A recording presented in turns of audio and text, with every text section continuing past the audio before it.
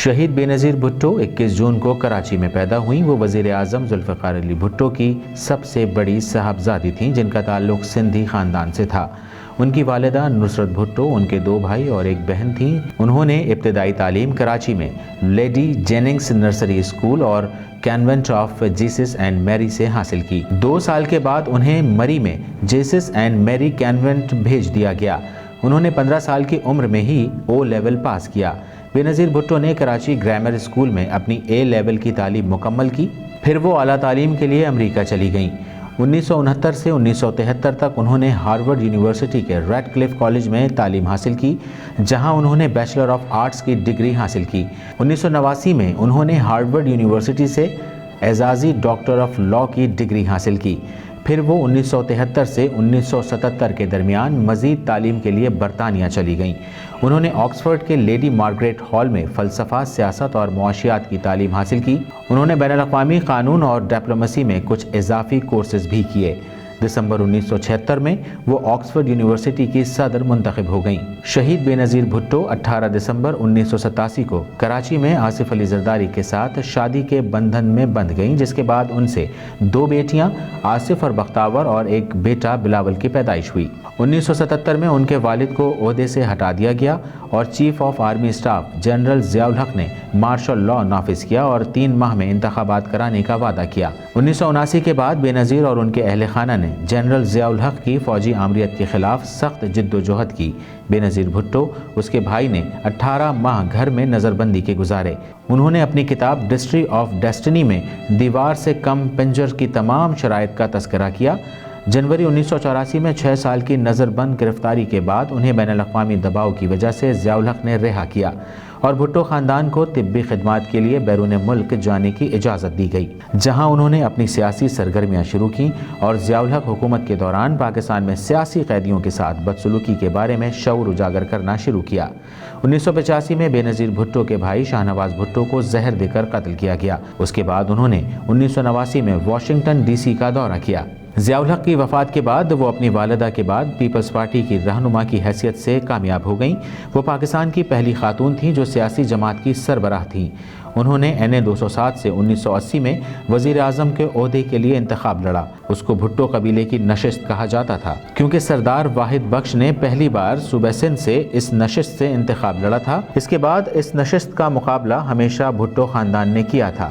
بے نظیر بھٹو 2 دسمبر 1988 کو پاکستان کی پہلی وزیر اعظم بن گئیں۔ ابتدا میں بے نظیر نے MQM کے ساتھ مل کر مخلوط حکومت تشکیل دی، جو اس کی حلیف جماعت تھی۔ بعد میں انہوں نے MQM کے اثر رسوخ کو حکومت سے الگ کر کے ایک ہی پارٹی کی حکومت قائم کی۔ اپنی پہلی کوشش کے دوران انہوں نے پاکستان کے نیم صدارتی نظام کو پارلیمنٹری نظام میں منتقل کرنے کا وعدہ کیا، لیکن وہ اس نظام کو تبدیل کرنے میں ناکام رہیں۔ انہوں نے اعلیٰ حکام کے معاملات پر صدر غلام اسحاق خان سے جد و جہد کا آغاز کیا۔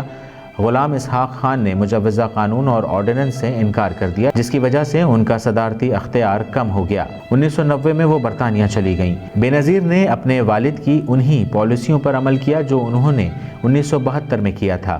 انہوں نے پاکستان آرمڈ فورسز کے ماتحت پاکستان میں تحقیقی اداروں کو فنڈز دیے اور ترقی دی۔ اپنی دوسری کوشش میں انہوں نے 1996 کو انفارمیشن ٹیکنالوجی کا سال قرار دیا۔ وہ پاکستان کو IT میں عالمی کھلاڑی بنانا چاہتی تھیں۔ انہوں نے دیہی یا شہری علاقوں میں ٹیکنالوجی انسٹیٹیوٹ قائم کیا۔ بے نظیر نے خلائی پروگرام میں بھی توسیع کی۔ انہوں نے ایک پروجیکٹ انٹیگریٹڈ ریسرچ پر پروگرام کا آغاز کیا۔ یہ ایک میزائل پالیسی ہے جو کامیابی سے 1996 میں ختم ہو گئی۔ پہلا فوجی سیٹلائٹ بدروال بھی ان کی حکومت میں لانچ کیا گیا اور پاکستان پہلا مسلمان ملک بن گیا جس نے زمین کی مدار میں سیٹلائٹ لانچ کیا۔ 1990 میں 8ویں ترمیم کے مطابق ان کی حکومت کو برخاست کر دیا گیا۔ ان کی برطرفی کے بعد الیکشن کمیشن نے 1990 میں نئے پارلیمانی انتخابات کا مطالبہ کیا۔ نواز شریف نے پارلیمنٹ کی اکثریت حاصل کی اور بے نظیر اگلے 5 سالوں میں پیپلز پارٹی کی رہنما منتخب ہوئیں۔ نواز شریف پاکستان کے 12ویں وزیر اعظم بنے۔ یہ پہلا موقع تھا جب قدامت پسند قوتوں کو ملک پر حکمرانی کا موقع ملا۔ 1993 میں شہید بے نظیر بھٹو دوسری بار وزیر اعظم بن گئیں۔ اپنی پہلی کوشش میں انہوں نے غلام اسحاق خان کی صدارت سے بہت کچھ سیکھا اور احتیاط سے فاروق لاغاری کو صدر منتخب کرنے کا فیصلہ کیا۔ بے نظیر بھٹو ایک ماہر معاشیات تھیں اور ان کی حکومت کے دوران ان کا کوئی وزیر خزانہ نہیں تھا۔ اپنی دوسری مدت میں انہوں نے باقی دنیا کے ساتھ تعلقات کو بڑھایا۔ 1996 میں ان کے بھائی مرتضیٰ بھٹو کو کراچی میں گھر کے قریب گولی مار کر ہلاک کر دیا گیا تھا۔ مرتضیٰ بھٹو کا 29 ستمبر 1996 کو انتقال ہوا اور ان کی آخری رسومات پر ان کی والدہ نے بے نظیر اور زرداری کو مورد الزام ٹھہرایا۔ 2007 میں انہوں نے اعلان کیا کہ وہ پاکستان واپس آنا چاہتی ہیں۔ وہ 18 اکتوبر 2007 کو اپنے آبائی وطن واپس آئیں۔ وہ جانتی تھیں کہ ان کے لیے پاکستان کا دورہ کرنا خطرہ ہے اور انہوں نے اپنے قتل کا امکان کا ذکر بھی کیا۔ اسی تاریخ میں ان کے قریب 2 بم دھماکے ہوئے لیکن وہ زخمی نہیں ہوئیں۔ انہوں نے حملے کے بارے میں پاکستانی حکومت کو آگاہ کیا تھا۔ 27 دسمبر 2007 کو لیاقت باغ راولپنڈی سے ریلی اور جلسہ ختم ہونے کے بعد واپس جاتے ہوئے جاں بحق ہو گئیں۔ انہیں گاڑی کے سن روف سے باہر نکل کر لوگوں کو ہاتھ ہلانے کے دوران گولی مار کر جاں بحق کیا۔ سینکڑوں ہزاروں سوگواروں نے 28 دسمبر 2007 کو سابق پاکستانی وزیر اعظم بے نظیر بھٹو کو آخری عقیدت پیش کی۔ انہیں جنوبی صوبہ سندھ کے علاقے گڑھی خدا بخش میں ان کے اہل خانہ کے مزار میں سپرد خاک کیا گیا۔ بے نظیر بھٹو کے شوہر آصف علی زرداری، ان کے 3 بچے اور ان کی بہن صنم تدفین میں شریک ہوئے۔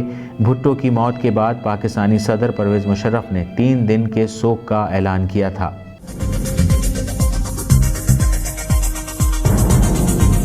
نیوز سے اپ ڈیٹ رہنے کے لیے ہمارے چینل کو سبسکرائب کریں اور بیل آئیکن پر کلک کریں۔